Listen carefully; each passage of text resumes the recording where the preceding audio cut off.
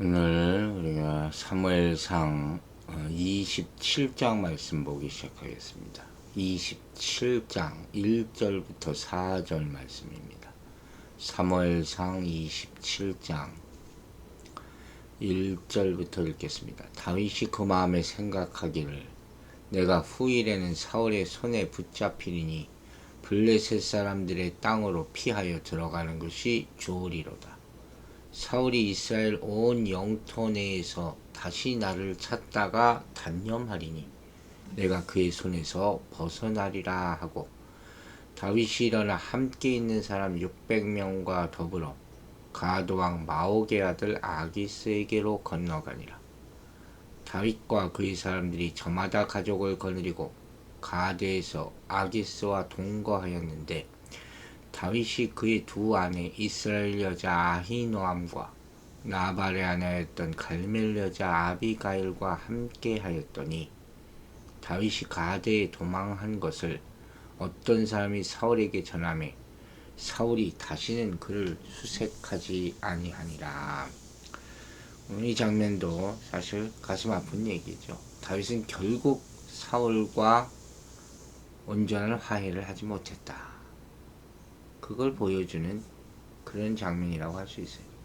그러니까 끝까지 다윗에게 사울이라는 존재는 두려운 존재였어요. 둘 사이에 믿음은 있을 수가 없었다. 한 번 깨진 관계라는 것도 회복하기 힘든 것인데, 사울이 여러 번 이처럼 다윗을 죽이려고 했기 때문에 다윗의 마음속에는 불신이 없어질 수가 없는 거예요. 먼저 1절이 이렇게 마음이 있어요. 다윗이 그 마음에 생각하기를 내가 후일에는 사울의 손에 망하리니. 항상 중요한 것이 마음이죠. 마음이 행동을 결정하게 되니까. 그 마음에 이미 사울을 이제는 동료로 생각하지 않는 것이죠. 아버지로 생각할 수가 없는 것이고, 자기를 죽일 자로 생각하는 것이죠. 이렇게 다윗과 생각하고 판단한 것은 자연스러운 거예요. 우리가 이제까지 보았듯이 사울은 다윗을 해치지 않겠다는 약속을 굳게 맹세했지만 그 약속을 스스로 뒤엎었잖아요. 그리고 여러 번. 다윗으로서는 도저히 사울을 믿을 수 없는 짓들을 저지르고 있었던 것이죠. 따라서 다시는 다윗을 죽이지 않겠다고 했던 그런 26장의 사건 직후에 사울의 약속까지 있었지만 그것도 다윗으로서는 믿을 수가 없었다. 더구나 사울의 주변에는 사울로 하여금 다윗을 죽이도록 부추기는 인물들이 많았고, 특히 다윗의 은신처 주변에도 다윗의 행동을 밀고 하는 10사람들이 있었잖아요. 따라서 600명의 군사와 그의 딸린 가족들을 거느린 다윗으로서는 언제까지나 이런 불안정한 도피 생활을 할 수가 없었던 거예요. 그렇기 때문에 당시 사울의 추격번으로부터 가장 멀다고 여겼던, 안전한 곳으로 여겼던 블레셋으로의 도피를 결정하게 되는 것이죠. 참 아이러니죠. 블레셋의 원수였던 다윗이 블레셋으로 도망을 친다는 것. 블레셋 사람의 땅으로 들어가는 것이 좋으리로다. 그게 상책이었다는 거예요. 이렇게 말할 수 있는 그런 그때 상황이 있겠죠. 당시 다윗이 자기에게 우호적이었던 모압보다 블레셋으로 도피를 상책으로 여겼던 몇 가지 이유가 있어요. 한 가지는 자신과 600명의 군사 및 그에 딸린 가족들의 보다 안전한 도피 생활을 위해서는 당시 이스라엘보다 약소국인 모압보다는 강력한 군사력을 가진 블레셋이 더 좋다고 판단했을 거라는 거죠. 힘의 논리를 생각한 거죠. 군사적인 위협에서 멀어지려고 하는 거죠. 또 한 가지, 블레셋이 모압보다 이스라엘과 더 인접한 관계로 유사시 사건에 대비하는 데 더 좋다고 판단했을 거예요. 하지만 아무튼 이방인의 땅인 블레셋의 족속으로 들어가는 것은 다윗의 최악의 경우에 취하려고 했던 선택이라고 볼 수밖에 없는 것이죠. 그러나 다른 초이스가 없었던 것이죠. 그리고 본문에 나오는 사울이 수색하다가 절망하리라. 바로 이러한 목적이 현실적인 것이죠. 그게 가장 위협적이었던 거예요. 다윗이 이 사울이 포기하게 하기 위해서. 그러니까 이때도 도망을 하지만 블레셋에서 영원히 머물 생각은 없었던 것이죠.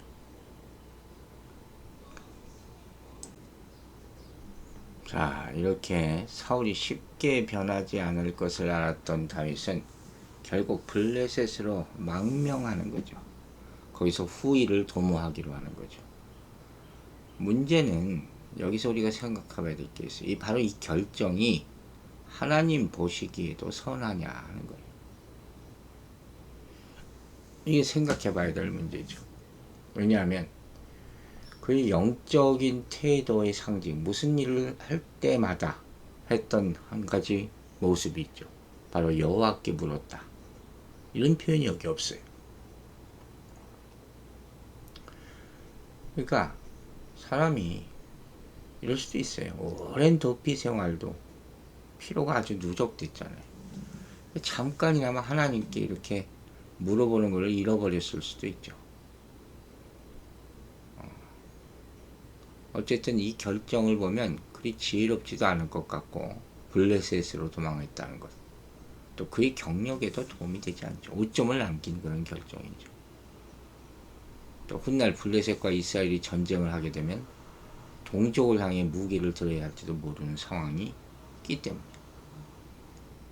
지금 당장의 이익을 위해서 뭔가 행동을 할 경우가 우리가 많잖아요.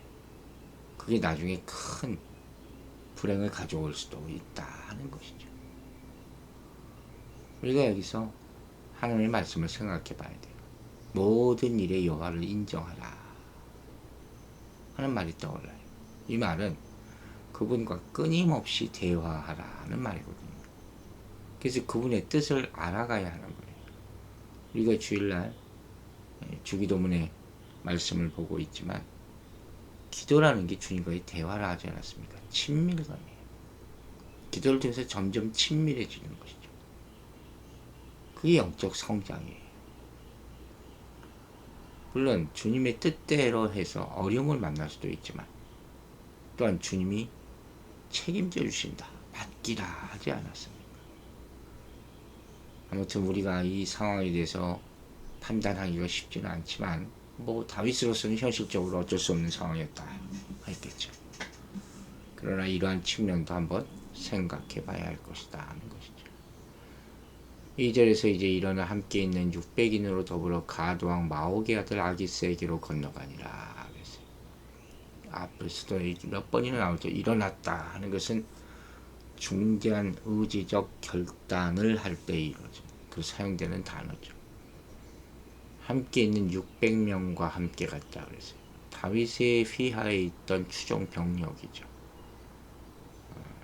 이 600이라는 숫자는 분명 20세 이상으로 싸움에 출전할 만한 성인 남자들만 기수한 그런 숫자일 거예요. 따라서 600명이 병력에 딸린 가족들의 수요까지 모두 계산하면 다윗이 거느린 일행의 총 수요는 약 2,500에서 3,000가량 되었을 것이라 추정하고 있죠. 간 곳이 누구예요? 가드왕 아기스에게로 건너가니라.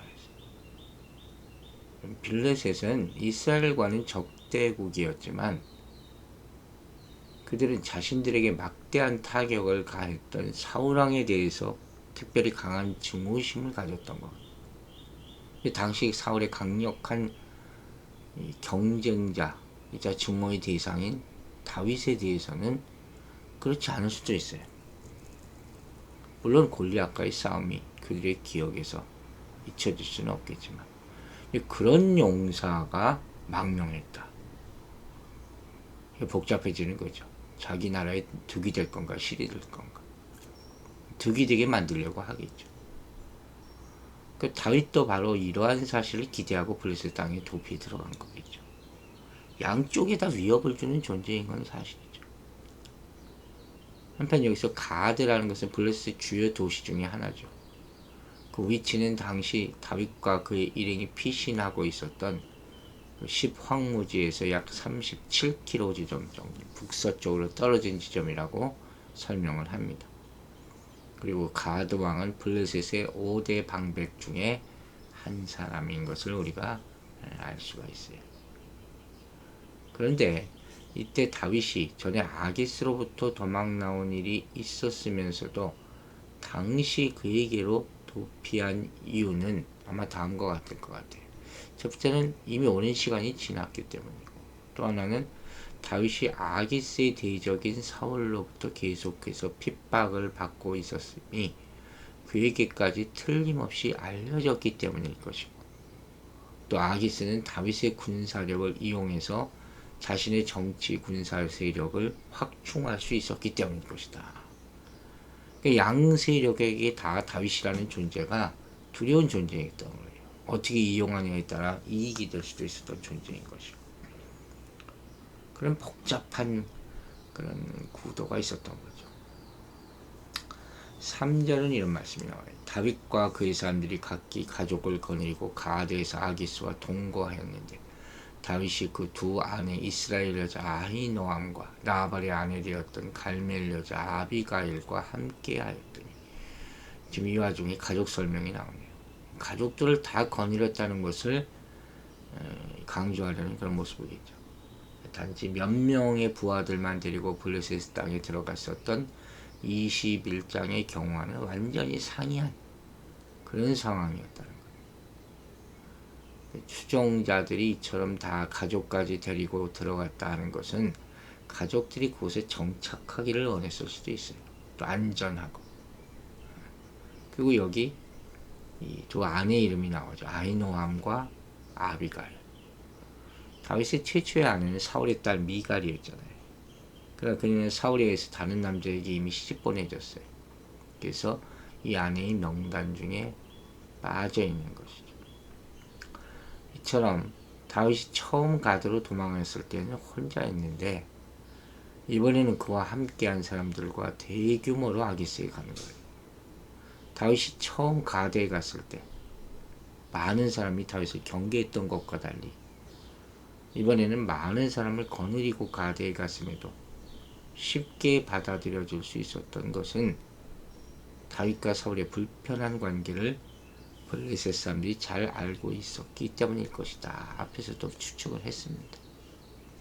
이런 논리죠. 적의 적은 친구가 될 수 있다. 오늘날의 국제 상황도 이런 게 많죠. 참 복잡하죠. 지금 우크라이나의 전쟁이 끝나지 않는 이유도 여러 가지 이유가 있는 거예요. 복잡한 정치적, 경제적 그런 상황이 있는 것이죠.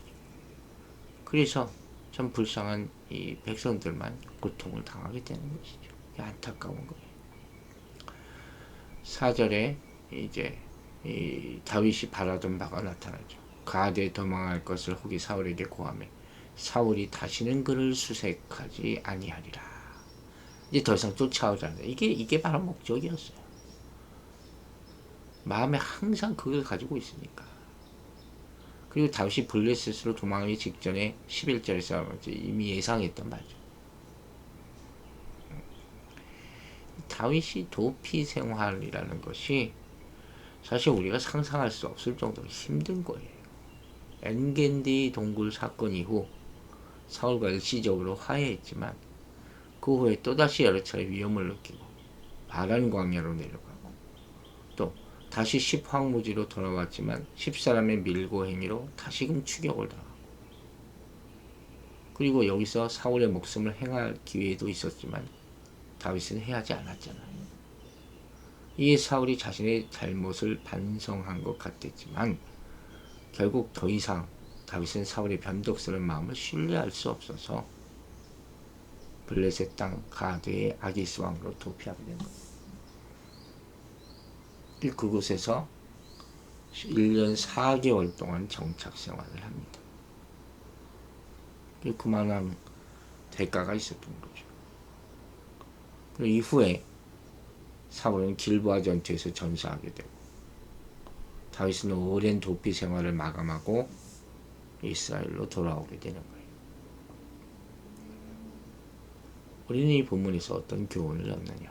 그렇죠? 먼저 대적들에 대해서 생각해봐요. 악한 세상은 우리 주변에 있어요. 우리가 살고 있는 것이죠. 우리 성도들, 믿는 사람들을 끊임없이 공격하고 두려워하게 만드는 거예요. 사울은 다윗을 오랫동안 집요하게 공격했고 다윗은 이로 인해 두려워합니다. 마찬가지예요.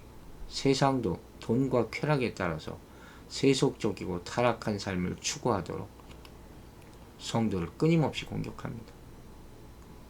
그것을 거부할 때 오는 핍박과 고난이라는 것이 두려움인 거예요. 다윗이 그동안 얼마나 많은 큰 두려움을 가지고 살았겠느냐 하는 거예요. 도망치는 자의 마음이라는 게 어마어마한 거예요. 그런데 여기서 우리는 하나님을 생각하는 거예요. 하나님은 죄인을 예수 그리스도 안으로 옮기셨다는 거죠. 십자가를 통해 타락한 삶에서 벗어나게 하시고 가장 안전한 예수 그리스도 안에 머물게 하셨다. 이 말은 어디로 피해야 하느냐 이걸 얘기하는 거예요. 제가 여러 차례 얘기하지 않습니까? Escape to God로 예수 그리스도에게 피하라는 거예요. 세상의 공격이 계속될지라도 우리 믿는 자들은 주님이 이루신 승리로 말미암아 더 이상 두려워하지 않아야 돼요. 그곳이 어디냐? 바로 십자가라 하는 것이죠. 또 한 가지 알아야 될 교훈이 있어요. 우리가 예수 믿는다고 세상으로부터 안전하느냐? 더 이상 공격받지 않느냐? 그게 아니죠. 예수를 믿으면 악한 세력의 공격까지 사라지는 게 아니라 더 큰 공격을 받게 되는 거예요. 초대교회 수많은 성도들 예수 믿는다는 이유로 더욱 큰 핍박과 공격과 죽음까지 당하지 않았습니다. 이처럼 우리에게 세상의 공격은 지금도 계속됩니다. 다만 세상의 핍박으로 죽는다 할지라도 십자가로 인한 구원이 확실하게 다시 부활할 것을 소망하고 그로 인해서 그 어떤 세상의 공격도 두려워하지 않게 된 것이 이게 믿음이에요. 이게 구원받은 자의 믿음이에요. 그러면 여러분 어떤 악한 세력의 위협과 공격에도 타협하거나 넘어지지 말고 주님을 향한 믿음을 굳게 지켜나가시는 여러분과 저가 되기를 주의 이름으로 축원합니다. 기도하겠습니다. 아버지 하나님 감사합니다. 오늘 이 아침에도 한 주를 시작하면서 세상에 맞서 우리가 어떻게 살아갈지 보여주는 그런 모습을 우리가 교훈으로 삼게 하심을 감사드립니다. 다윗의 도피 생활이 우리 인생의 도피 생활과 같이 되지 않게 하여 주시옵소서. 두려움이 없게 하여 주시고 예수 그리스도에게 피하게 하심으로 말미암아 온전한 구원을 얻는 우리들이 되게 하여 주시옵소서. 세상에 참 정세가 복잡합니다. 누구에게 피해야 될지 우리가 알 수 없고 누구를 믿어야 될지도 알 수 없습니다. 우리가 믿을 바는 오직 예수 그리스도 한 분밖에 없습니다. 이 믿음으로 우리 자신을 지키게 하여 주시고 어떤 핍박에도 구원받는 믿음을 유지하여 하나님의 축복 가운데 살아남게 도와주시옵소서. 감사드리며 예수 그리스도의 이름으로 기도했습니다. 아멘.